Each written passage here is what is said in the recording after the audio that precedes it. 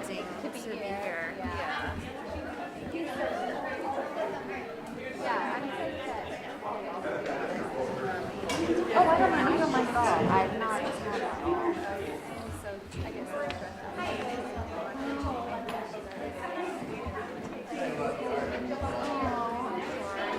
Very stressful to challenge yourself.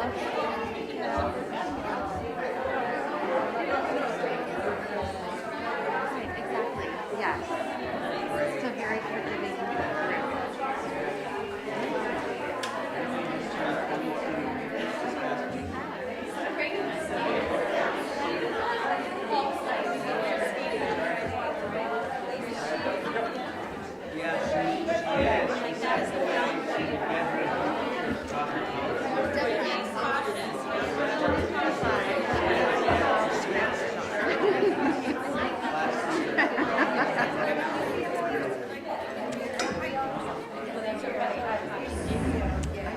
I know, isn't that scary? So, and I also had to.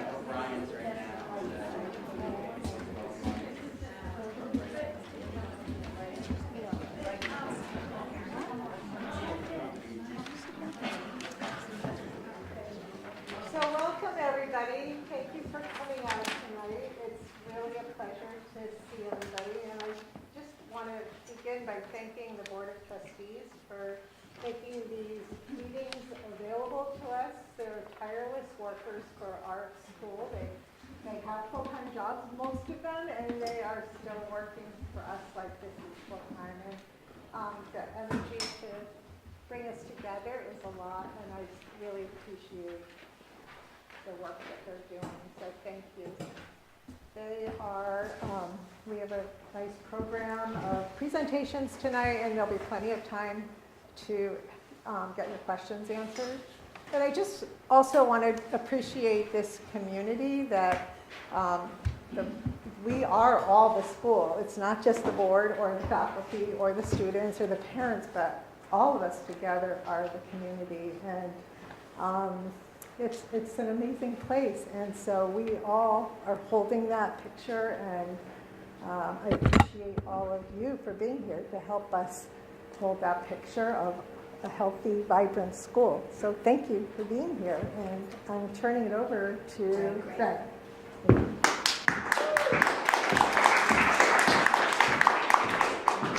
Thank you, Pam. I'm Greg Veltkamp, dad of a 6th grader and a 10th grader.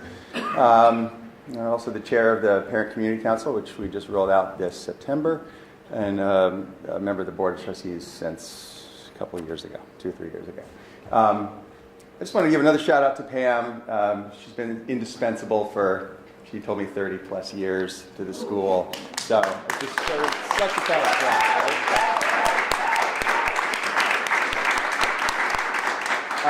I'd like to start off with a reading, a Landmark reading. Landmark is a company who focuses on professional and personal growth, training and development for individuals, corporations. And this is a reading that Nicole passed on to me about community.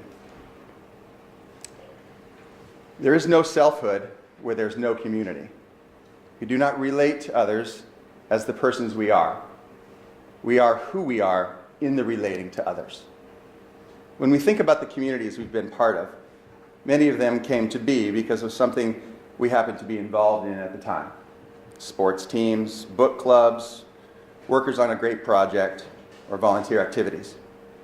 And we connect with remarkable people through these communities. And they continue to be enormously valuable throughout our lives, long after that particular experience in time has passed. Yet it's with them and through them that we come to be, express ourselves, and are known for who we are. In living a transformed life, we begin to see ourselves in new ways. We think and act outside our existing views and limits. We redefine reality as we've known it and see that same possibility available to groups, to broader communities of people. And we are presented with the challenge to step forward and discover what it will take to move from what we see and imagine as possible into action. It's of course far more complex when it involves a wide range of individuals, diverse groups and points of view, and requires a certain clarity and audacity about the real work it takes to bring something into being. But it's there, in the minds and the hearts and the actions of the people, that possibilities are born. It's in the community, participating and expressing ourselves, that we and others come to be known, and the undoable becomes doable. So speaking of the undoable becoming doable, I'd like to bring Mr. Foster up to lead us in a beautiful singing in four-part harmony.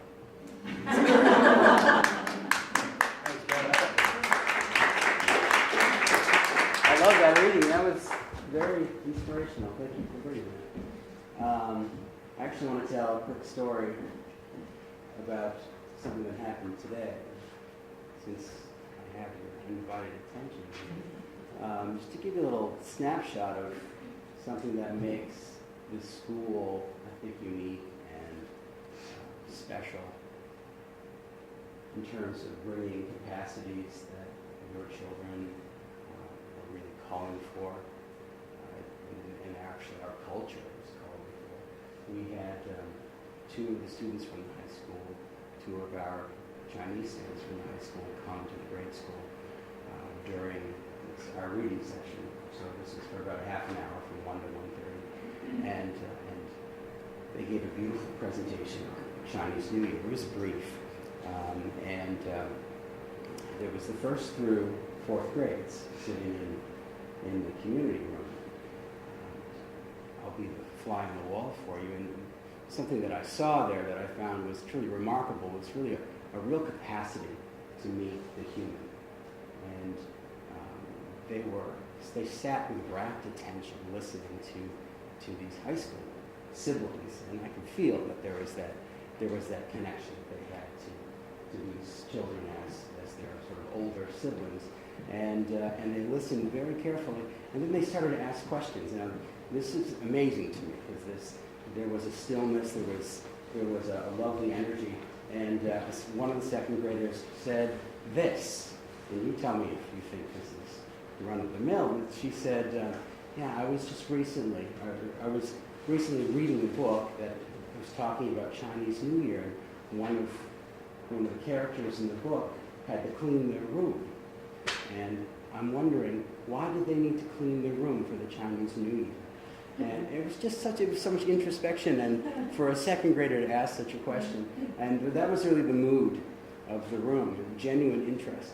And when we get back to the classroom, another second grader asked me completely seriously if I'd be willing tomorrow, instead of continuing with our normal lesson plan, just to take a moment to teach them Chinese. Considering changing, because I'm that guy. You might have been 2 days. I can't afford that. Let us sing together, one and all a joyous song. Sing with me. Let us sing together, one and all a joyous song. Let us sing together, one and all a joyous song. Let us sing together, one and all a joyous song. Beginning. Let us sing together, one and all a joyous song. Let us sing together, one and all a joyous song. Let us sing again and again. Let us sing again and again. Let us sing again and again. One and all a joyous song. Let us sing again and again. Let us sing again and again. Let us sing again and again. One and all a joy. Beginning. Let us sing together.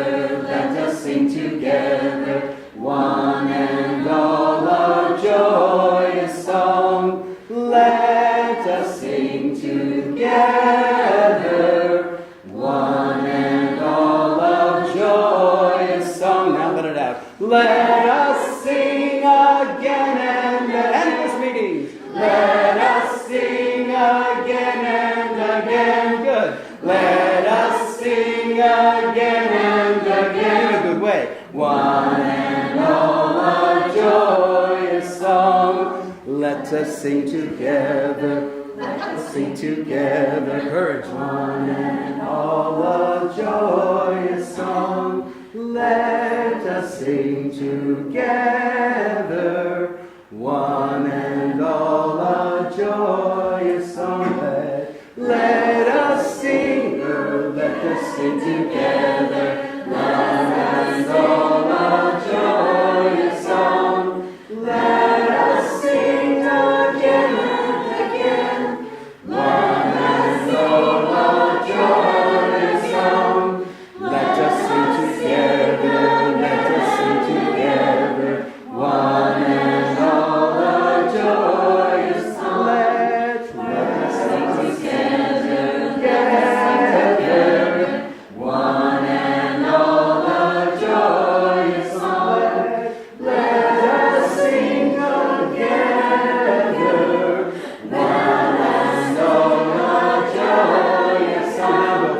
Let us sing again and again. One and all a joyous song. Let us sing again and again. One and all a joyous song.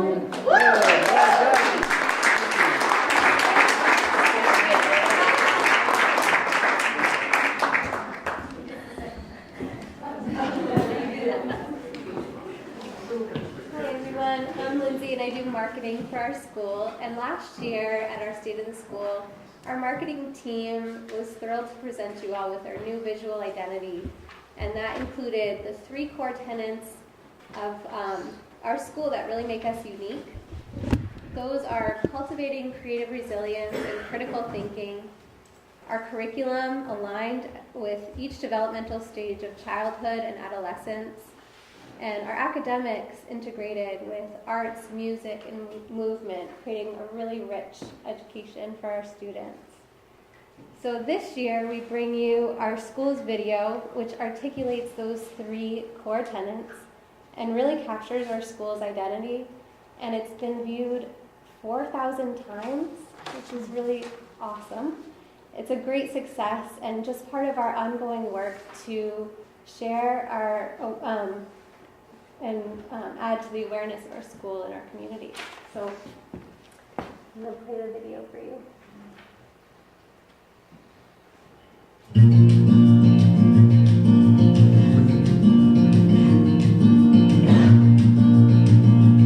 When we thought about what education is and what a school is, we wondered if we could find a place that cared for our kids the way we care for our kids. We don't just look at SATs and at report cards and whether a kid makes a varsity. It's a 3-dimensional education. Many parents expect school to be a place where their kids will go and they will learn and will accumulate knowledge or skills. And that's important and certainly a big part of Waldorf. But the way that takes place starts with looking at the whole student. For the young child, that absolutely means you have to teach to their physical body. They are movers and doers, and so all of the education has to be based around that drive to move and experience things in their senses. For the grade school child, that means that we need to appeal to the imagination, to their love of story. And for the high schooler, that means speaking to their desire for truth, for understanding the why that lies behind things. The high schooler really wants to investigate and know, and they seek the teachers that can go there with them. A child with tremendous gifts in math might really struggle out on the playground socially, or might struggle standing up and delivering a line in a play, or with a tool in woodworking. This education really balances nourishing the parts of a child that's really gifted and working at those parts where they bump up against something difficult, and that really builds resilience to really bump up against something hard and move through it and have success. success. We work hard in integrating the arts to deepening the full understanding of the child's education. In 6th grade, when they are studying geometry, I will do hunter's throw with the javelin, working on the precision of the target, how to hit the target, and what lines, and where do you stand, and what eye do you close to be able to have a clear vision of where the target is. We get to do arts in all of our classes, and we get to do movement to help us learn math, especially in the younger grades. And I think that's really important because what we're going to be doing when we're adults in the real world is not going to be all these specific subjects, and so we need to learn how to combine everything that we're learning to look at the world in a more holistic way. To be in a community where everyone has chosen to make the sacrifices that they need to make to have their students here automatically creates a community of passionate learners. Everyone, the teachers, the kids, the parents. We build community because the problems in the world are so big that it's not going to be individuals that solve those problems. It's communities that solve those problems. So how do you work together as a community? What does it mean to be in a community facing a big challenge and having to figure that out together? Waldorf education offers all of the kind of nuts and bolts that someone needs to go on to college and to go on to life. But what I think it does is go beyond that and help students really get to know what they want to do, what their interests are, what their passions are, and they have this confidence to go out and get it. I think the thing that is so great about Waldorf is it's so full of surprises. I mean, you think education is predictable. It's not. It's totally unpredictable. That's exactly the way it should be.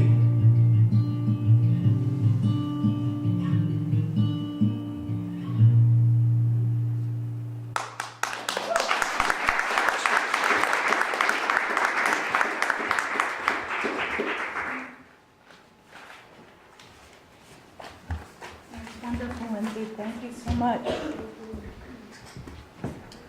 I just have to say, of those 4,000 views, I think 3,000 were maybe me.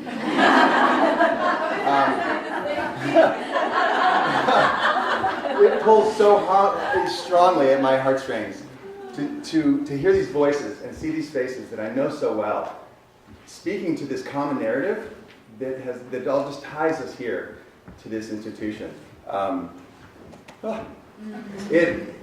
It just moves me. So I just want to say that first. And then I'm going to introduce our board presidents, Lauren Glenn Davidian, and our finance director, Holly Fournier, to do the financial piece. So. Thank you so much.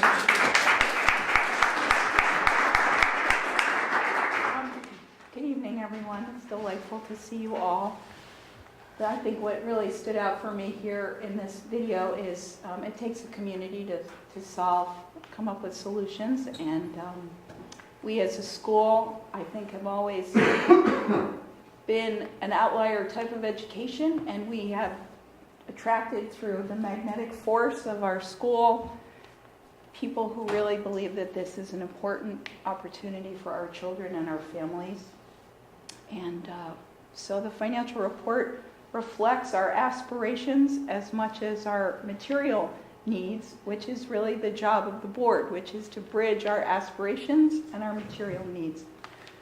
And we have a wonderful board, and we are supported by a fantastic administrative director and finance director and admissions director and marketing director and an incredible team of people. I'd like to introduce our new treasurer, Gloria Irons, who just joined us as a treasurer.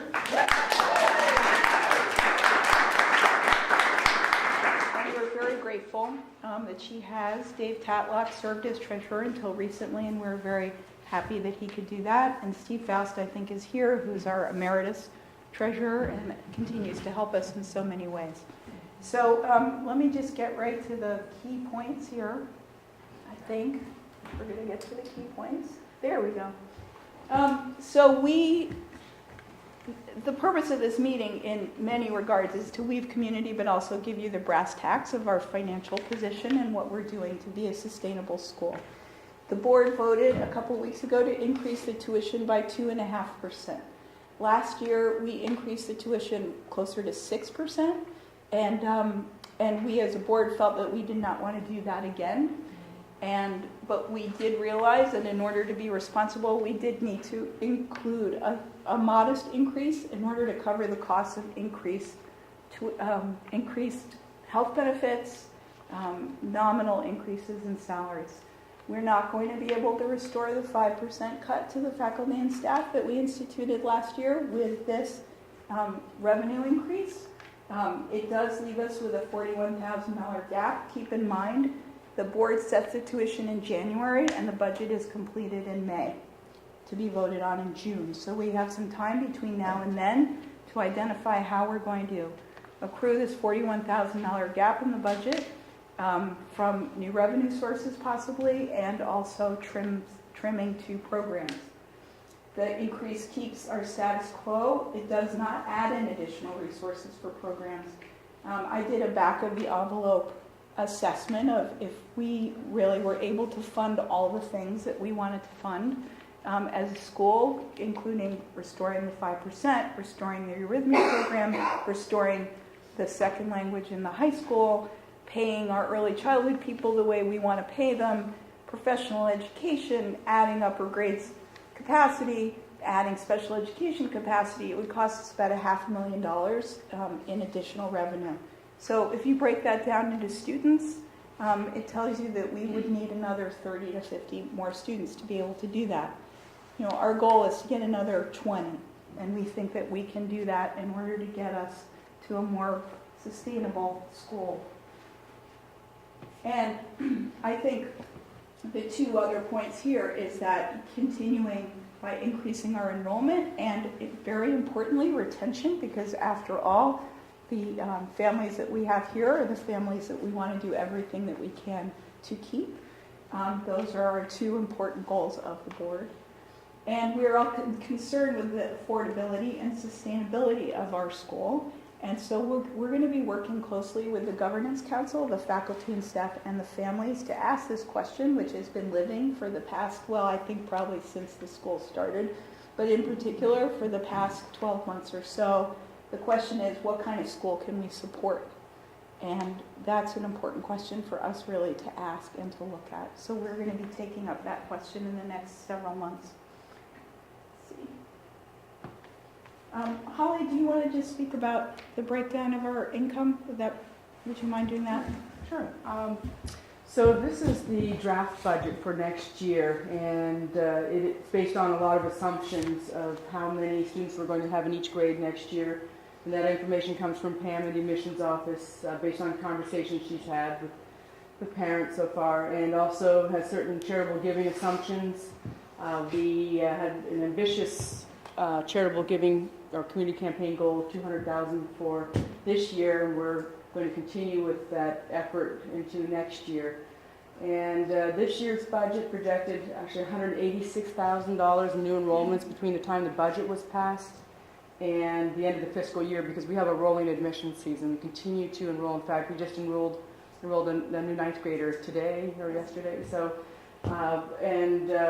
we've largely met that goal, so next year we're able to scale that back a little bit through 136,000 new enrollments. So the bulk of our revenue comes from students, and smaller amount from fundraising, and then we have some other income that's incidental. Like we sometimes rent out our space, so we have like a chess club that meets here monthly, for example, and we get a little bit of revenue from that source. And then on the next, was there anything you wanted to add? No, I think let's keep going. Okay. Would Lisa like to speak to that, or should I? Lisa, are you here? No. All right. So just to speak to this part before we get into a little bit more on the budget. Our community campaign last year, our goal, oh, you are here, of course. Why don't you come on up and talk about I can just speak from here. So last year, our community campaign raised $166,000 in unrestricted money that came through a variety of efforts. And then on top of that, there were all the few events that we do, like the spring benefit and the holiday fair. We went into this year with a more ambitious goal of $200,000, really much funds trying to meet the needs of the school. And on top of that, we have received a $50,000 anonymous donation right at the end of last year's graduation. And that helped to alleviate this, the need to cut salaries. So that was a tremendous gift. This year, we come, as you know, we come about twice a year for the community campaign, once around the holidays, and then the Day of Giving is coming up on March 12th. March 13th. Last week, March 13th, Tuesday, March 13th. And you'll be hearing a lot about that coming up. On the right side of the screen, this breaks down, there's kind of two kinds of money, unrestricted and restricted. So unrestricted money is income that comes into the school that can be used right away wherever it is needed. Designated money are gifts that come for a specific purpose. For instance, and you'll hear a little later about the Turtle Lane project that we're working on for the playgrounds. That money is coming in restricted for to get a piece of equipment, or scholarship money, or it could be, last year we got a grant for STEM programs at the high school for $1,000. So you'll see, particularly last year, that it actually outpaced our unrestricted giving. Thank you so much. So this is the draft budget for our expenses, and it is about $41,000 less than income as everything stands at the moment, which is just a snapshot in time, but it's what we're operating on at the moment. So salaries for most schools is about 80%, salaries and benefits of our budget. And so when we come up against a shortfall, it's the first place and the most obvious place where we can cut to make sure that we can keep the lights on and programs running, unfortunately. So we have also a generous tuition adjustment program. That's about $630,000 in next year's budget. And this is not financial aid, so this is not a pool of money that we have an endowment where we draw on. So when we reduce your tuition, we're reducing our operating income. And the class student activities, buildings and grounds, debt service, I think all of that is pretty self-explanatory. I just want to give a shout out to Lisa Esnashade, $9,400 in fundraising expense. It's pretty fantastic for the amount that you raise. So, do you have any questions about any of the income or expenses at this point? Yeah, Heather? So I'm sure I'm just not seeing part of the picture. So this says we're short $41,000 if we do this picture. But then that takes into account the money that needs to be raised through development as well. Yeah, so this is a projection. This is next year's budget, right? So as we said, we're setting tuition in January so that we can issue tuition. Everybody knows what they're going to pay. But we're not yet finished with the budget, right? So it's this funny gap that we have. So there's certain operating assumptions, budget assumptions that the board considers and that we all consider, and that includes a $200,000 community campaign plus the other events that Lisa talked about, just like this year. So it's fairly ambitious, as well as projections on what the tuition adjustments are going to be, how much financial support we're going to give out, which is I'm not sure the percentage is. It's a pretty significant percentage of the families receive financial support.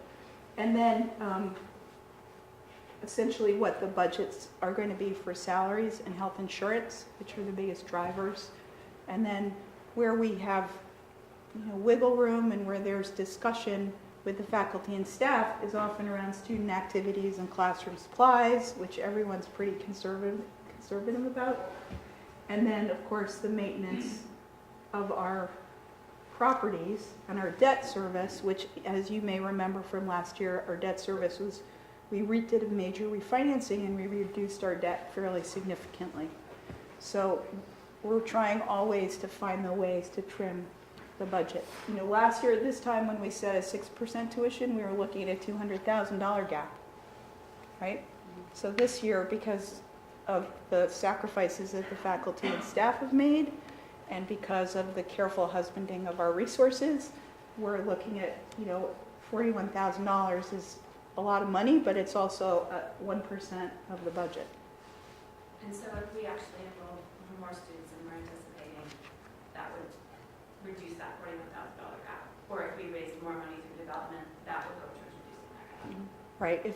Right, and last year, at the end of the budget year, last year, in contemplation of this year's budget, the board did two things to make the budget balance. One was to say, we're going to get $186,000 in new tuition, as opposed to, I think we had $150, and we're going to raise $200,000 instead of $175 or $160, right? So we put these plugs in effect, which increased our goals, and we are very sensitive to the fact that we're asking people to pay tuition, and we're asking people to give. And there's only so much capacity that we as a school have. The average gifts are modest.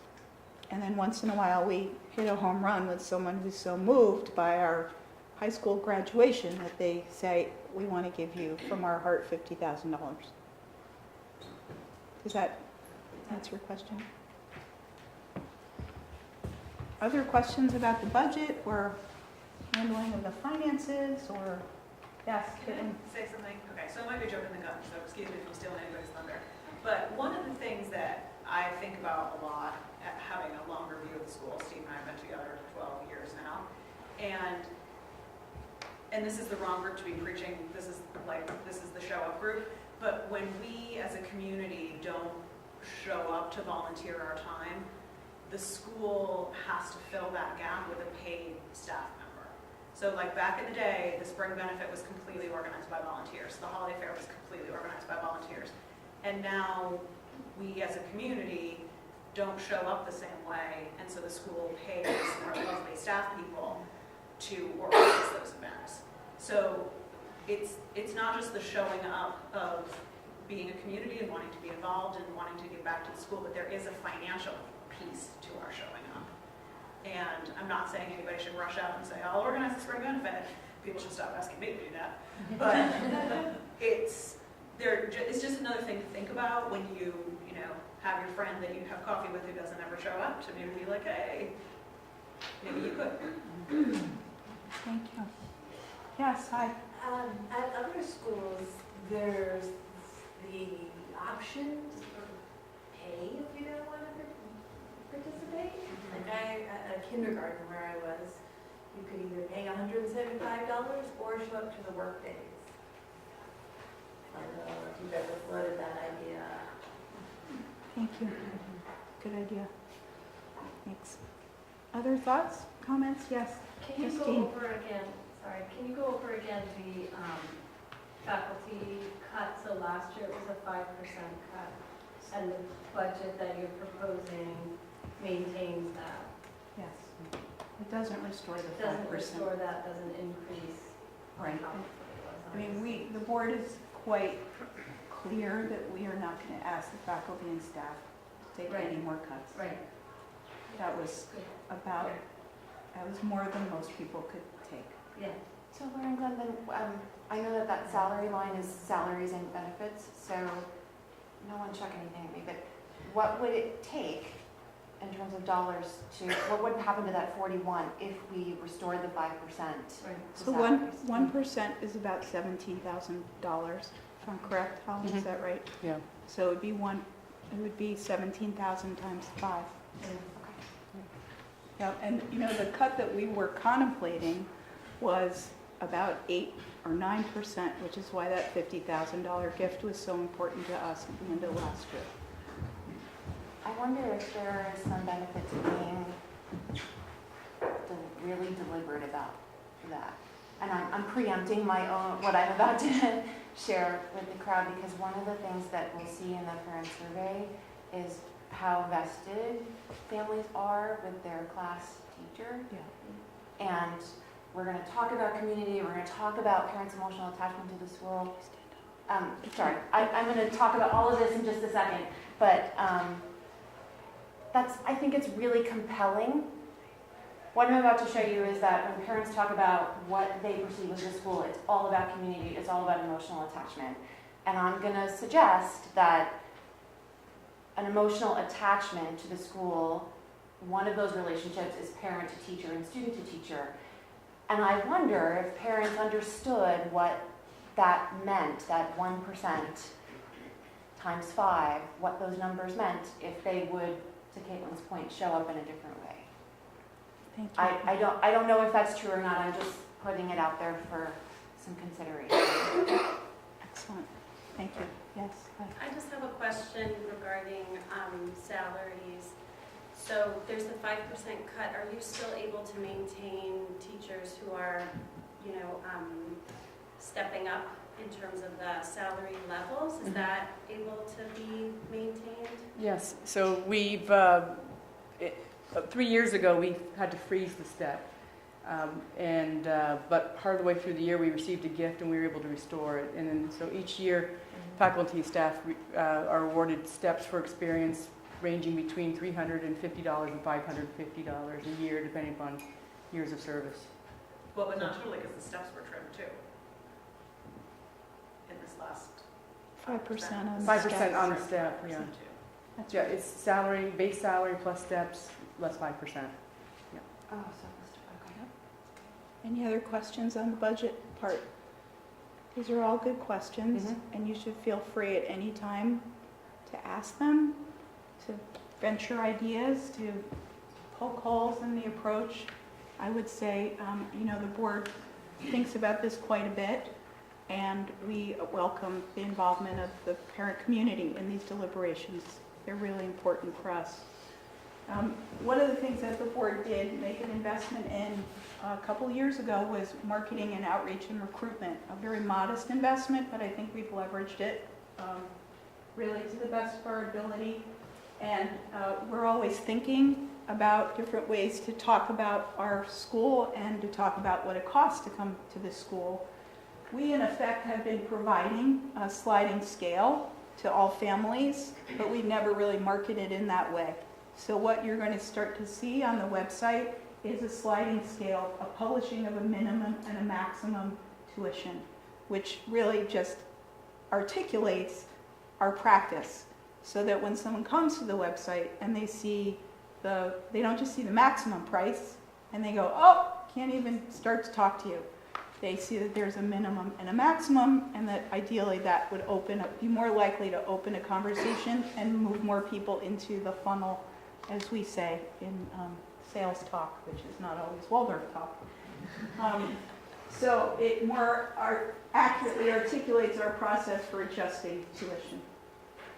So I think it's just important to read here that our goal is to make our school accessible to as many children and families as possible, and to create a school community that is diverse, inclusive, and educationally enriching. And that is, sits with us as we make decisions on behalf of our school.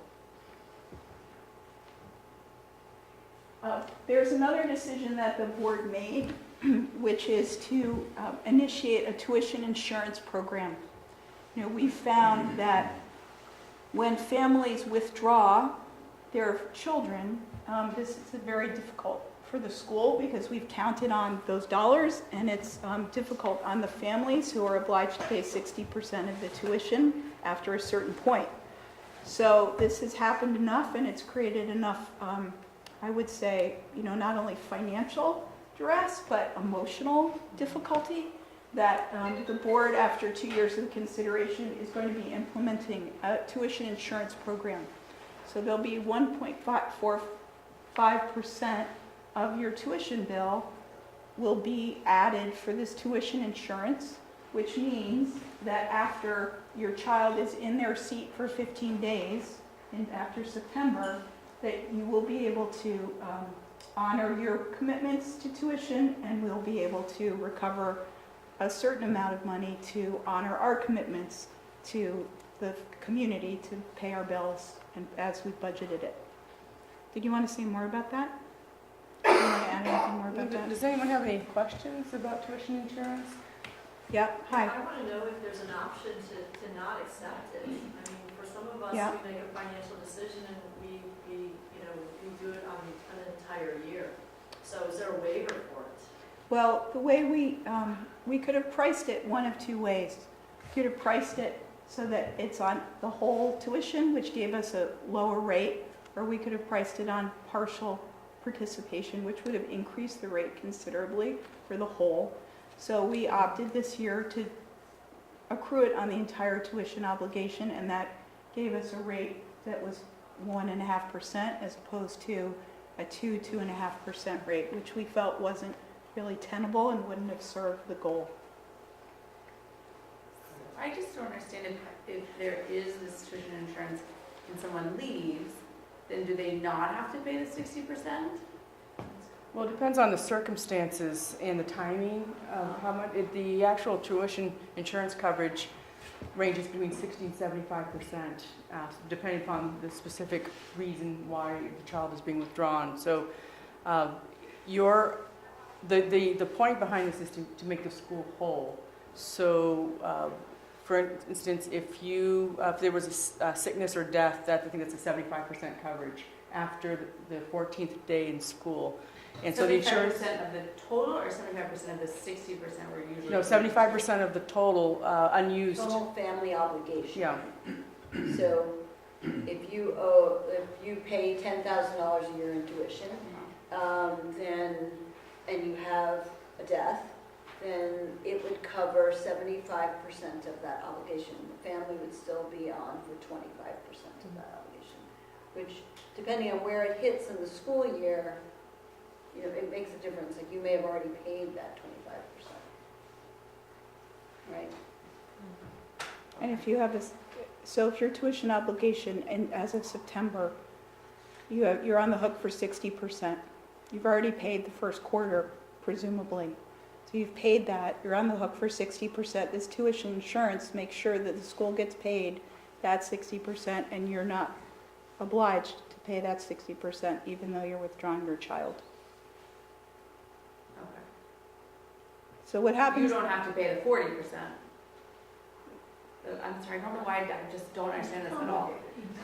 Yeah, you So before my understanding, and actually not my understanding, I had to do it twice, is that you have $10,000 for the year, and if you leave, you are obligated, no matter when you leave, to pay 60% of that. Mm-hmm. So with the tuition insurance, I say we leave, which we're not planning to, but I don't understand what I would owe. If you leave in the summer, the tuition insurance After doesn't cover it. 15 days. So you have to be in the seat for 14 or 15 days. 14 Yep, days. 14 days. So say I'm in the seat for 15 days. Right. What is my responsibility, and then what does the school get? Well, your responsibility under any circumstance would be 100%, but out of that 100% obligation, in order to make us whole, insurance would pay between 60 and 75%. And you would be responsible to 25 to 40 as opposed to 60 or 100%. So the school still gets 100% of it. Which is way more than what you used to be getting. Yeah, well, we need it because we've already spent those dollars as soon as the budget is No, I'm not passed. saying that's a bad thing. Yeah. I'm just saying it is, that makes more sense. Because historically, if people were honoring their commitment, then you were getting 60%. And they were paying 60%. Mm-hmm. With this, the school's getting 100%, and the family's paying 25%. The contract before this year, it was 60% January 1st and then 100%. Okay. So now it'll be, you sign a contract for the whole thing, but the insurance is going to cover up to 60 to 75%. That makes more sense. So we'll actually be sharing more specific information about the Doers Insurance Program, which insures private schools all across Vermont and all across the country. So it's a bona fide operation, and we have those details that we'll be sharing with you. I'm going to go to looking ahead because we're going to wrap up. We'll have time for another question just before we wrap.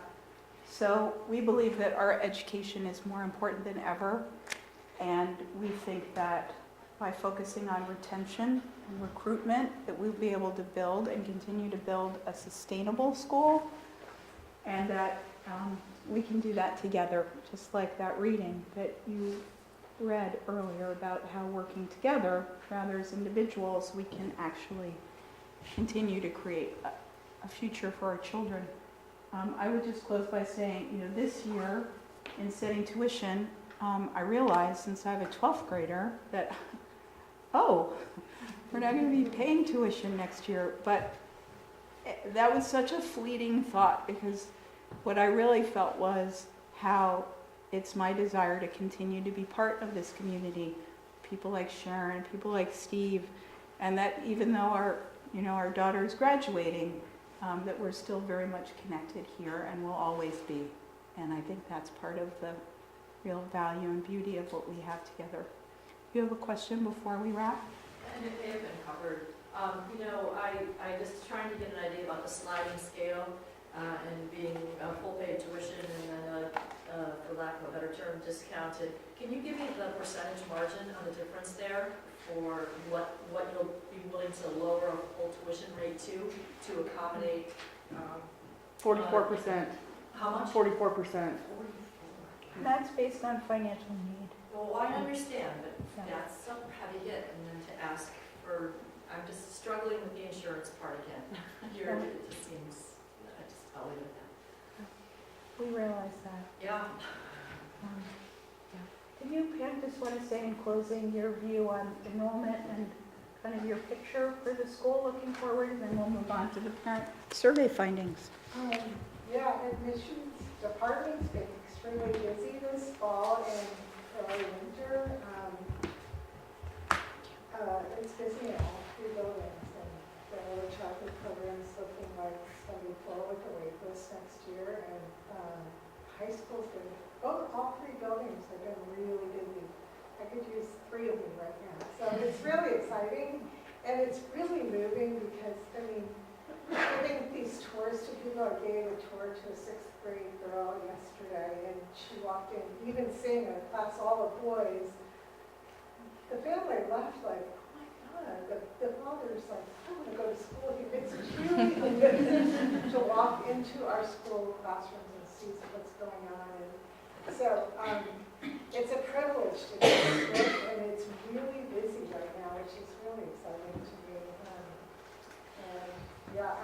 The only other thing I'd like to say is that your word of mouth is probably the best way. It's the most common reason families enroll. We ask how they hear about the school every moment, and it's always through a friend or a connection here. It's not always, but often. So keep sharing. Yeah, it's really exciting. Love my work. Thank you, Pam. Thanks so much to Lauren, Glenn, and Holly for all this work, and everyone else who has worked on this. As a board member whose forte doesn't necessarily sit in the budgeting process, I'm so thankful to still be part of those conversations and listen to the expertise that sits in the same room and has these tough conversations, because they're not easy. We get a lot of input from a lot of different places, and I just really appreciate being part of that. So, I'd like to introduce now Dawn Luschner. Dawn is a market research consultant. Nice work. She's got 20 plus years of experience in market research. She has been lending her specific talents to the marketing team for the past year and 7, change. 8 months. What does? Okay. Last fall, a parent survey went out. Those results have come back and been analyzed by the marketing team, and Dawn's here to present some of those findings. Thanks, Greg.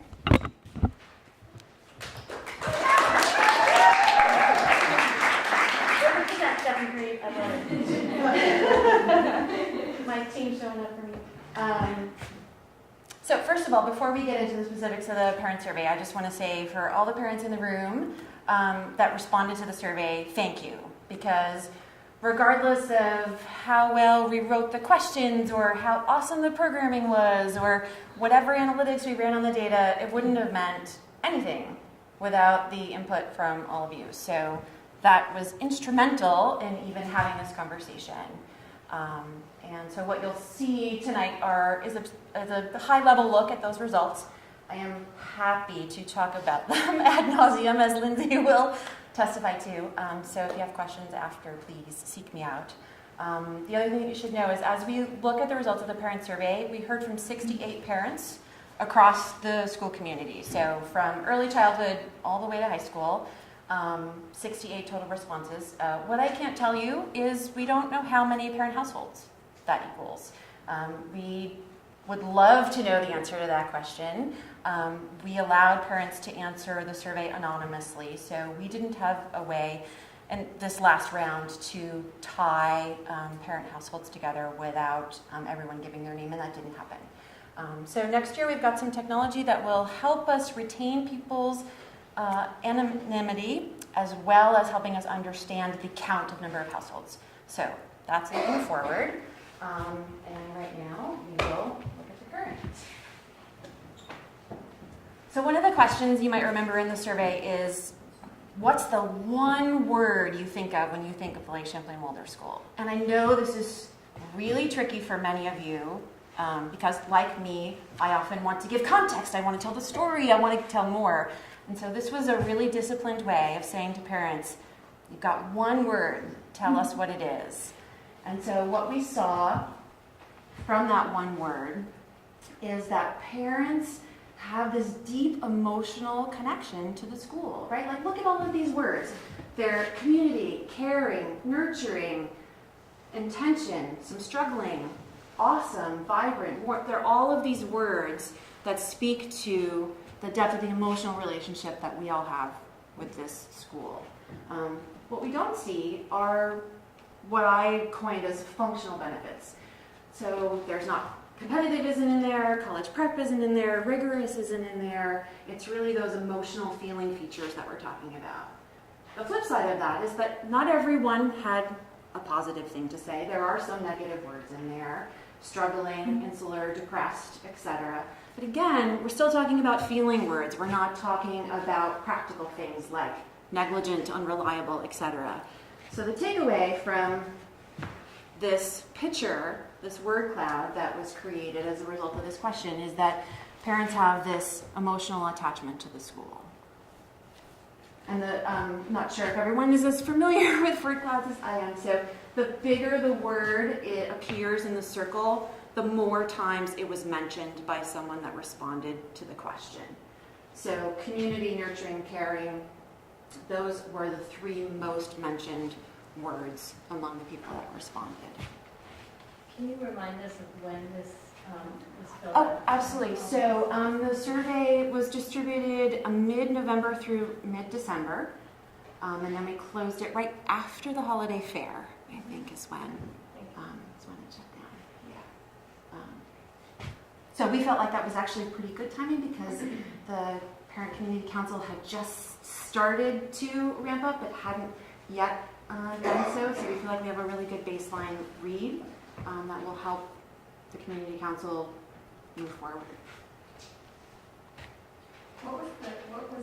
What percentage was 68 responding to how many you requested? So the link to the survey was sent out in the parent newsletter. So anyone that gets the parent newsletter could respond to the survey. I don't know how many. There are about 320 parents. Small. Okay. Right. Is there like grandparents and stuff get the newsletter? Not the parent newsletter, not the parent blast. This came out of the parent blast, not the actual. Yes, sorry.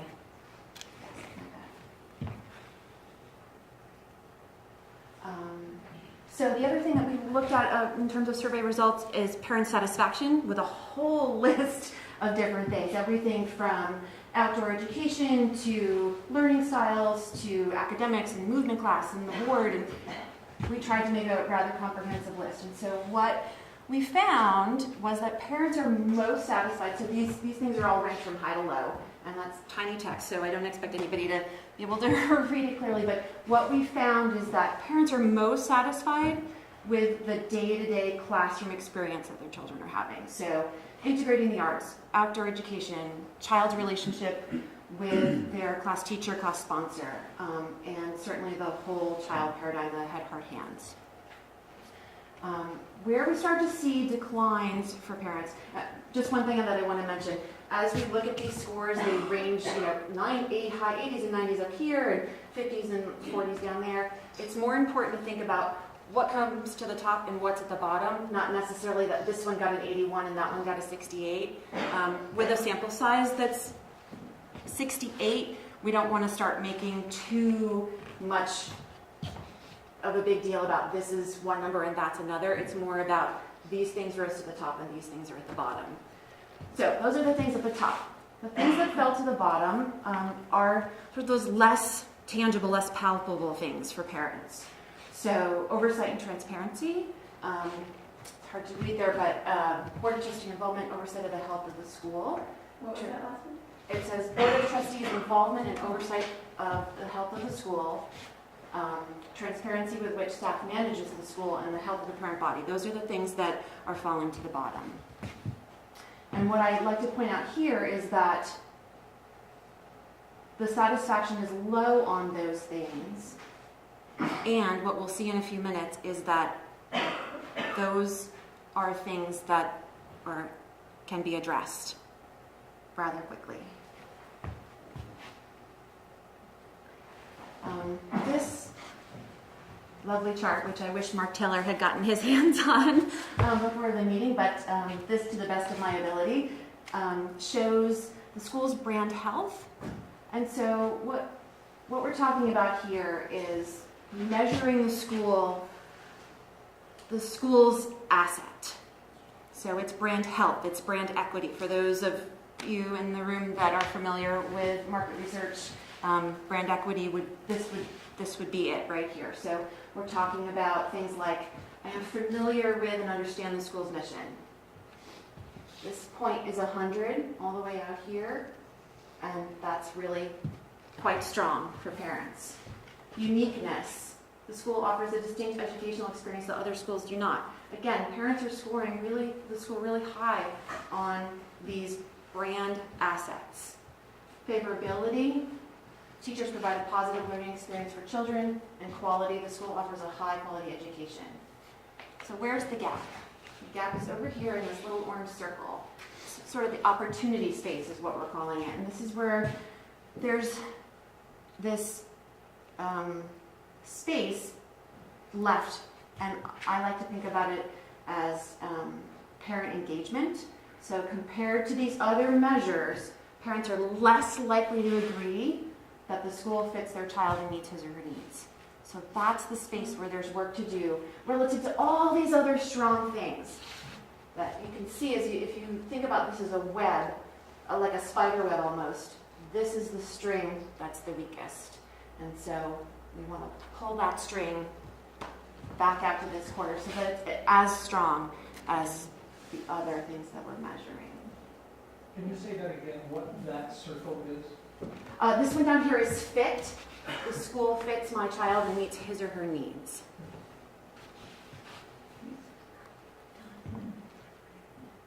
I've got two more slides. One, two. Thank you. Okay, so this one, I'm going to apologize in advance. This is where it gets a little technical. How do we think about all of these scores, right? We've got these perceptions, we've got these satisfaction scores, we've got brand health, but what is it? How do we make sense of it all? And one of the ways that we can do that is something called a Net Promoter Score. And that's exactly actually what Pam was just talking about, that our current families are our brand ambassadors. They're the strongest and the best way for families who are not yet part of this community to learn about us, to get engaged with us, and to come visit. And so what we asked parents was, okay, tell us, how willing are you to recommend the school to your friends and family? And I'm not going to go through all of the numbers because the specifics of the numbers are less important than the actual takeaway. What we're seeing is that parents are really strong on recommending the early childhood program. They're less likely or less strong on the grade school and the high school. As we see over here, and again, this is just directional, what we're seeing is that high school parents are highly likely to recommend the high school. So, what we're finding when we look at this information is that this sort of lower score here, okay, Perhaps that's due to early childhood parents being really far from the high school making decision. Or perhaps the middle school families aren't engaged enough with the high school to be able to say with confidence, yes, I would definitely recommend. But it's this number here in the middle for the grade school that's not nearly as strong as the early childhood, nor do we quite have an explanation for why it's not stronger. So, before we move on to community building, I'm just going to wrap up by saying the summary of all of this is that parents' connection to the school is strong, and it's based on emotional elements. I don't think that's surprising to anyone. There are so many strengths that we saw in that list. Let's see if I can name a few. Day-to-day experience, the arts integration, we talked about all of those. And so we saw those lower satisfaction scores on things that are a little less tangible for parents. The Marketing Communications Committee is working on ways with the Parent Community Council to bridge the gaps on those things where satisfaction is lower. Those mixed fit and endorsement scores, that's where there's real opportunity, both from the Marketing and Communications Committee and for us to, what does Mark Taylor say, to unpack what those endorsement scores really mean for the school. So what does it mean for the parent community? What does it mean for faculty and staff? What does it mean for the governance council? We have lots of questions that we want to continue to ask about how we can take this information and make it actionable and move forward. And this is a baseline year. So now we have these numbers. And next year, the goal is to ask some of these same questions, see how the numbers change, and understand the health of our school from a marketing communications perspective on an even deeper level. Like there was a question. How much time do I have? About a minute. Okay, go. If those last two slides, I was wondering if I can just take a step, because there was a lot of, I was trying to, then one more back. So take a stab at summarizing. So it looks like as a parent body, we understand this mission, we understand it's unique in the community, we understand there's this positive learning environment for our children, but it doesn't really fit my kids' needs. That's the general take home from this. I mean, that's like I for wouldn't some say people. it doesn't. I wouldn't say it doesn't. I would Okay, say that's less strong than those other features. So where do we need to focus marketing communication efforts and deepening that conversation with parents so that this fit number is as strong as the others? Do you see that as being related to the next slide? Yes. That's why there are some people that are the lower tendency, however you want to recommend the school. Because as to promote the school, and that's likely related to that gap in the fit score. Yes. And I would say there's a thread all the way through, right? There's those lower, the high and low satisfaction scores match well here, which then ties into these brand ambassador scores, which then should translate into action once we continue asking our hard questions of the data. Can I say something about that fit? Yeah.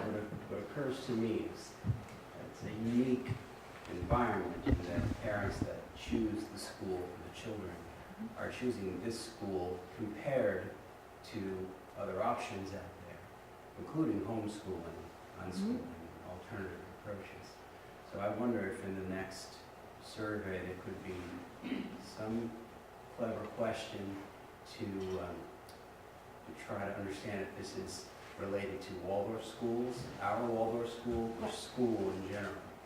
So, yes, and one of the other things that we didn't talk specifically about here was this meeting a wide range of learning styles is also in the bottom tier of satisfaction. So, in hindsight, we would have written that particular line differently because what we don't know is that my child is a tactile learner versus my child is learns better when he or she is moving, or is that about my child needs additional support that is not available to him or her in the school.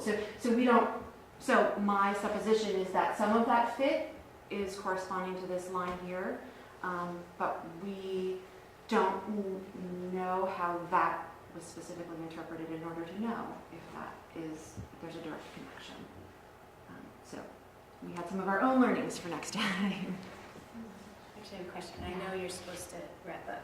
So if 68 people responded and there's 300, you said over 300 parents.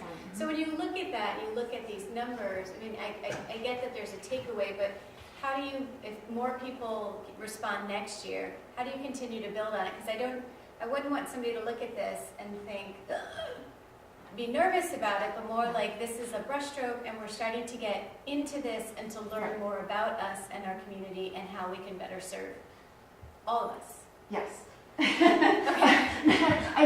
I think yes, I think you answered your own question, right? So it's a low percentage of the overall total. I don't want that to dismiss sort of this exactly what you just said. We've got these broad brushstrokes. I think let's hope that next year we have twice the response that we see. I think we can still say with some confidence, this is where we were, this is where we are, and maybe we don't have to say anything more than that next time. Put a parking space on it, everybody will take that survey. Yeah. So. Just saying. Oh, was it for parking space? It was, yeah.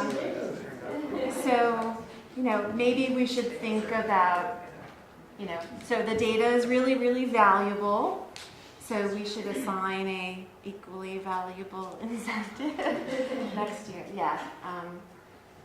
So, yes, Lisa. I know we've been doing a parent survey probably like 4 or 5 years of different topics, and I just want to thank on your expertise. Oh, my pleasure. And what you brought to the results is outstanding. Oh, thank you. Moving forward, we have a great base. I mean, yeah, it's only a fifth of the people responded.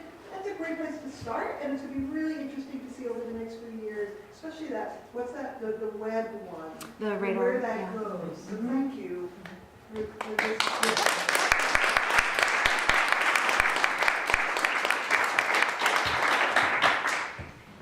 Thank you, Dawn. Appreciate that. Fabulous. I saw recently, and I can't remember where I saw this really. It was a mug, and on the mug it said, "Who's your dad?" Have you seen this? Like, who's your daddy? But who's your dad? And I want to buy one for each of the marketing team. Yeah. Who's your data? Data, D-A-T-A. Who's your data? Data. Data. Who's your data?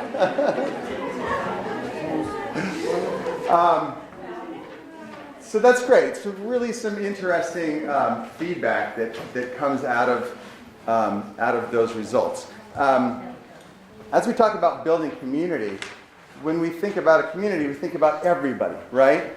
And you see on the agenda here, these people that are listed under my name for building community. Those folks basically represent a cross-section across the school of board members, faculty members, governance council, parent reps, administration, right? And these are people that we've kind of had this conversation of, what does this look like to build community? How do we do this? And the general theme that came back to us was to take a look at the individual, right? Because this community is made up of individuals, right? And each individual is unique in their skill sets, unique in their story. We all have our own stories. We have the participators. We have the people that show up at these meetings. We have the people that are not able to do that, right? But those people are still members of this community. So when we take a look at how do we build that feeling of this is who I am and this is how I contribute. This is how I explore my own belonging in this community, right? That was the overwhelming answer, is we need to take a look at each individual. Maybe have those individuals take a look at themselves, right? And then relate in their own way, however it suits them, and find their own spot here in this community. So that's sort of where this "Where I'm From" template is coming from. This is an exercise I've done before in big groups, small groups. It's a little bit like a Mad Lib. Is that what you called it, Nicole? Yeah. Right, it's a little bit like a Mad Lib. So it can be really whimsical. It can be really deep if you want it to be. I find that every time I've done it, it takes a different vein, right? So as we start this exercise and start filling this out, and we'll see how if we can get this done before 8:30, go with your first impressions. Write down what it means to you. And it's a little bit different. Sometimes it takes just a few seconds to fill this out, right? Because it's not asking ordinary questions. It's asking you to think outside the box just a little bit, right? So let's go through this template. Let's fill it out real quick in, say, 10 minutes. And then we'll come back together and see if anyone wants to share some of this answer, right? Of, hey, this is where I'm from. This is a bit of my story. This is who I am, and this is how I relate to this community. I think it'd be fun to do this as a group where we throw it out and see who are in the group. Yeah, right. Did everyone get a pen? And if you have questions, throw out your questions. Start. Anything specific, right? Where? I am from Angie,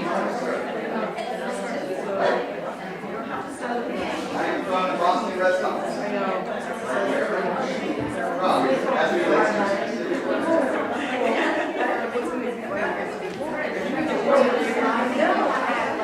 yeah, you have to be spur of the moment kind of thing, right?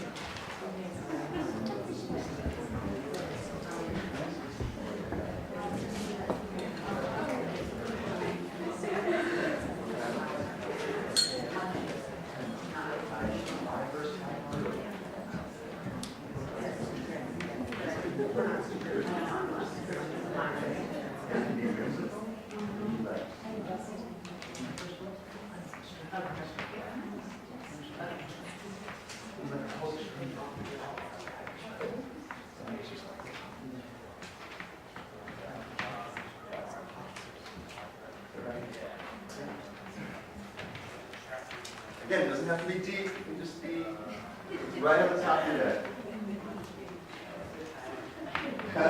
Right, yeah, I'm sorry for doing this after 8.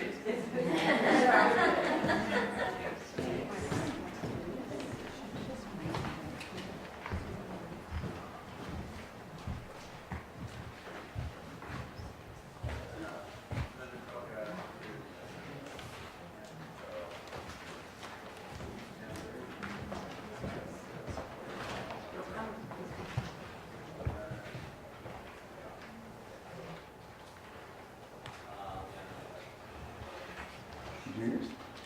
In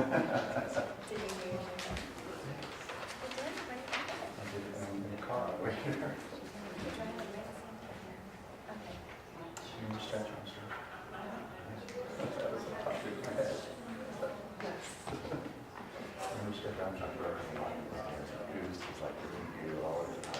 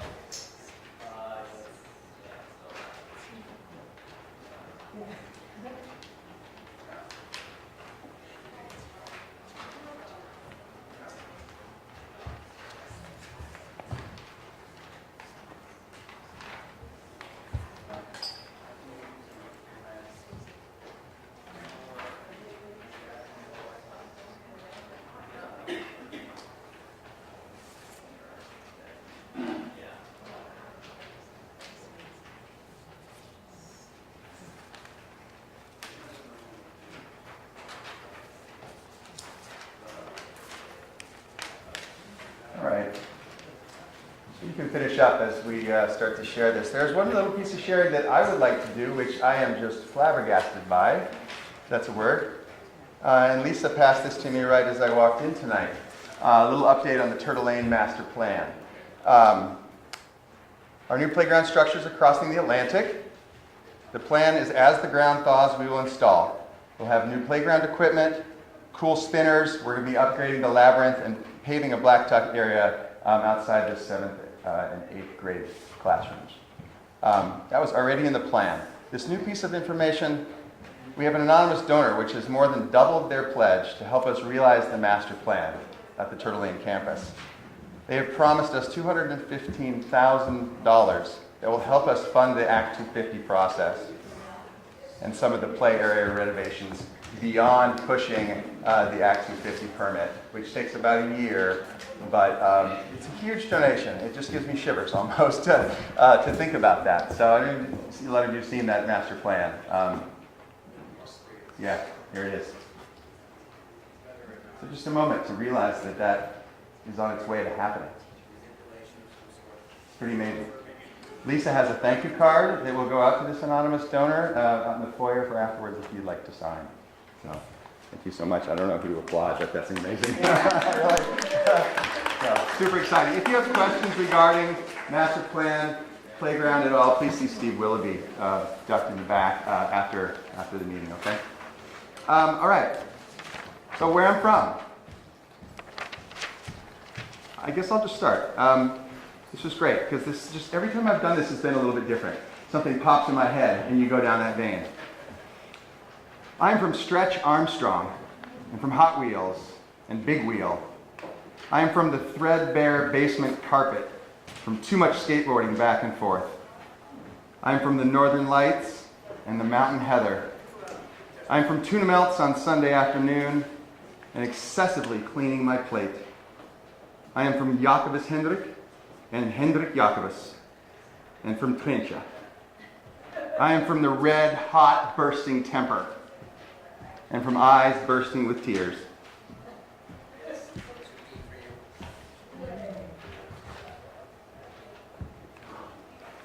I am from Jesus Loves You, and prayer is always answered. And I am from John Calvin.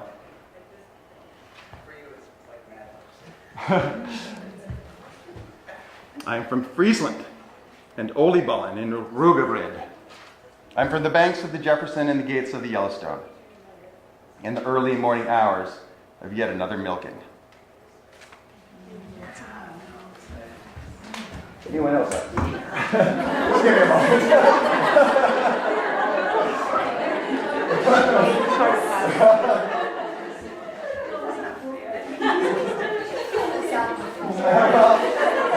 I'm not cheating, I promise. This is I can go. So I am from the earth, from blood, stone, and sunshine. I am from the cozy. I am from the lily of the valley, the oak. I am from card games and pretending everything is okay. I am from Wells and Henry and the Olivers. I am from teasing and poking fun. I am from do as I say and not as I do, and batten down the hatches, full steam ahead. I am from meditation. I am from Scotland and cigars. I am from skipping school to sail around the Caribbean, unending starry skies and the downy smile. I am from the olden days, old school, Michigan and California.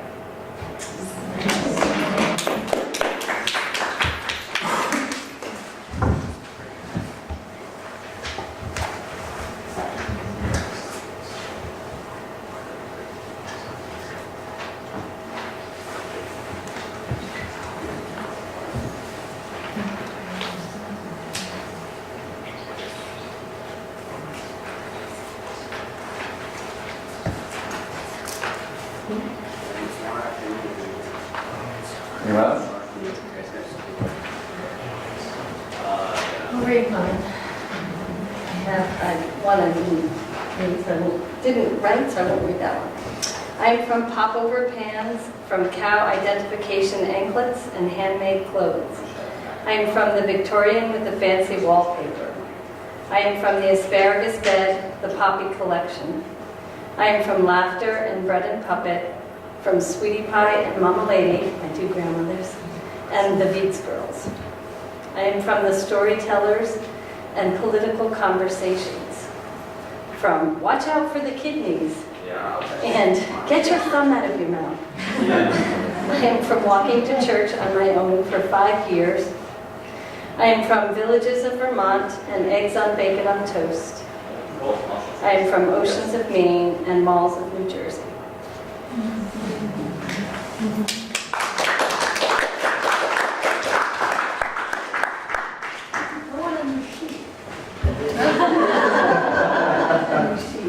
We can provide that.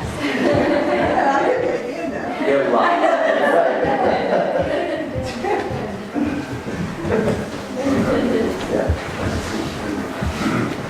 I am from a Prius from 2008, well used but pristine. Used it by a new used car. It's on my mind. I am from the attic. I am from the stem, the interior.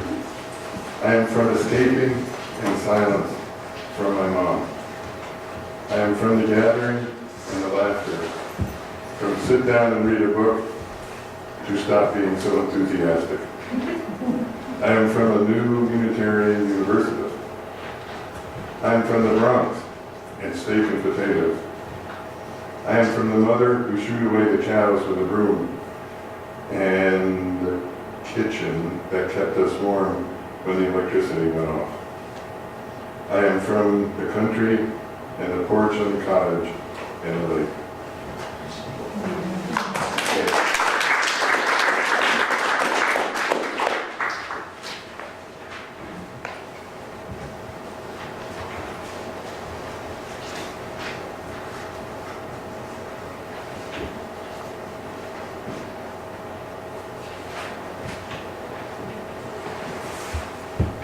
I'll go, I did it, Greg. You did. Got it. I'm from the Yellow Pencil, from Hamburger Helper in Tennessee. I'm from the Warm Little Log Cabin. I'm from the Evergreen in the Trillium. I'm from Sunday at Nona's and weird long eyebrow hair from Lovey and Papa and Mummy Patty. I am from the Resentment and Hiding Feelings. From You Can Do Anything and Don't Brag. I am from Oneness. I am from Neptune, potato salad and tomatoes with salt. I am from Mom Sleeping with a Neighbor, but she laughs a lot and she seems to be having fun. I am from the woods.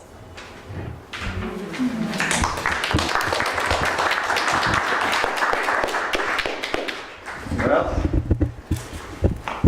So my takeaway from this is that the value of seeing each other and getting the story of all these remarkable people that are individuals in this community, the value of that exceeds,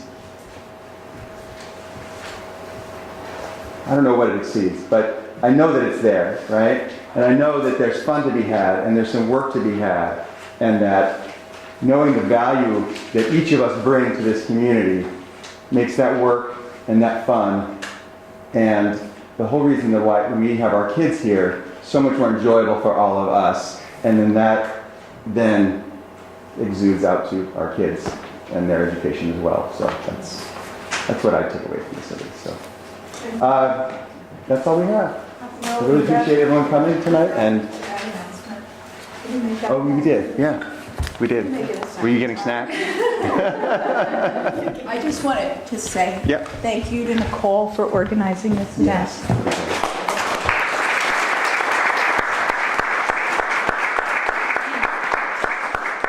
Everyone that she rounded up to help, thank you very much. Thank you for hosting. Thank you to Simon Vargas, who is videotaping so other folks can see it who can't come, and to Andy, who played the piano before. It was so beautiful.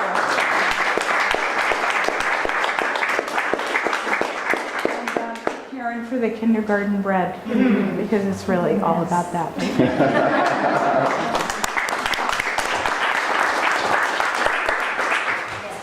We have more of these if anyone wants to take some home and do it again.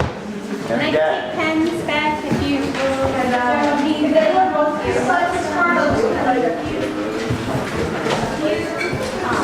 We'll send out the presentation and the videos.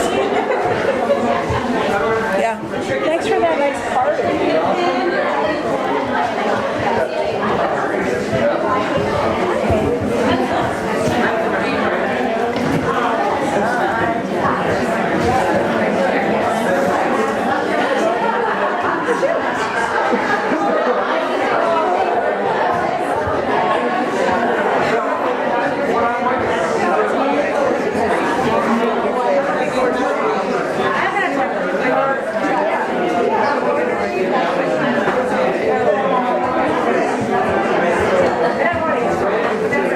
Are you okay with me shutting this down?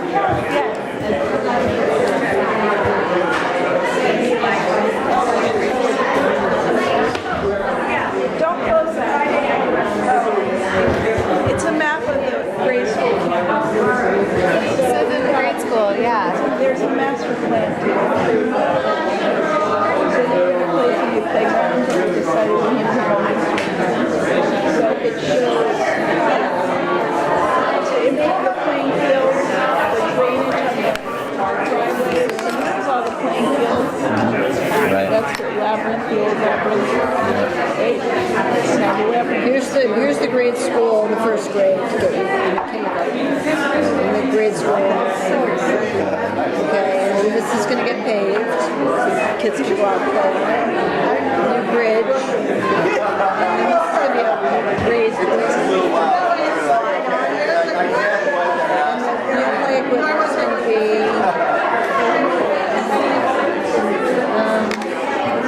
this drawing doesn't really show it exactly, but it has to stay where it is now, or where it needs to be. And then regular playing fields. So when is estimate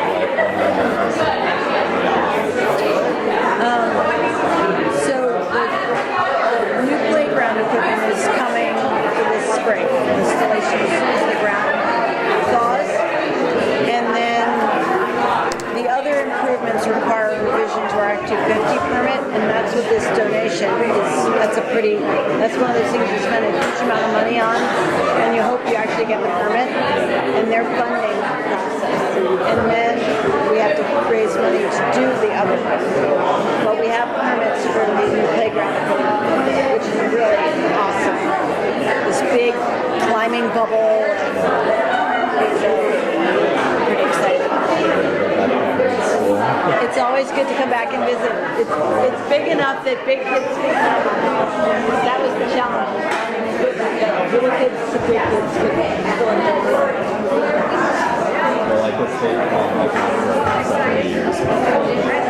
Well, you start to see some of the changes this spring, but then it'll take about a year to get through the Act 250 revision, so it will be. We're hoping that this funder has been very generous with us in the past. Once we get through the Act 250, may take on phased funding of the implementation. So that'll be